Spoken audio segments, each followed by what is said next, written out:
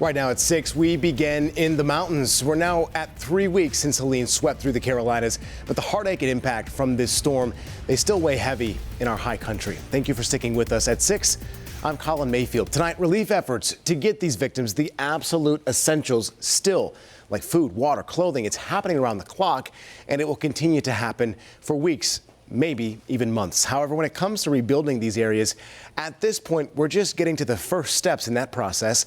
Today, U.S. Transportation Secretary Pete Buttigieg joined Governor Roy Cooper in the Asheville area to see the devastation firsthand and figure out how to move forward.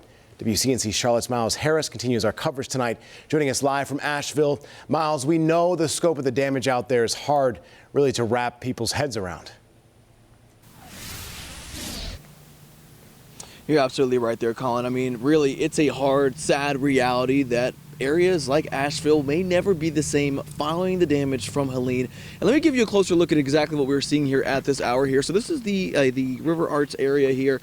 And again, just looking at some of the studios out in this area here, some of the damage here. I mean, take a look at this roof here. This is level 42 here, and it's really standing at my kneecaps. And if it's not the roof that you're looking at the damage at, take a look at the siding here, that wall, that brick there. It's either destroyed or completely on the ground as well.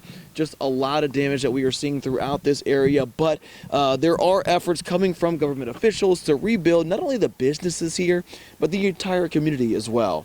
Today, both Governor Roy Cooper and Secretary Pete Buttigieg were here in Asheville today, where they met with local leaders as they toured some of the hardest hit areas following Helene.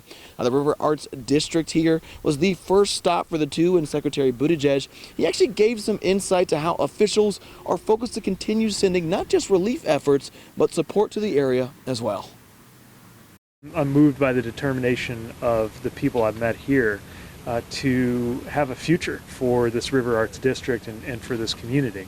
But I'm also sensitive to the way that there's a local conversation unfolding about how that's going to be similar and how it's going to be different from the past. It's not our role to say what that ought to be like. It is our role to make sure we support that local vision as it takes shape.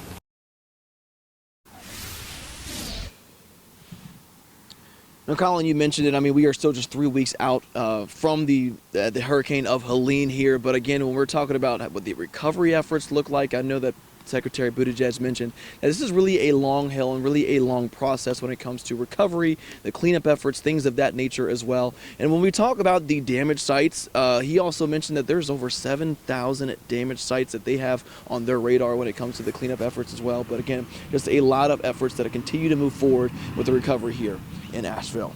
But for now, reporting live here in Asheville, Miles Harris, WCNC Charlotte. Certainly so. A lot of work being done. There's been a lot of work that's already been done. Miles, appreciate that report from Asheville.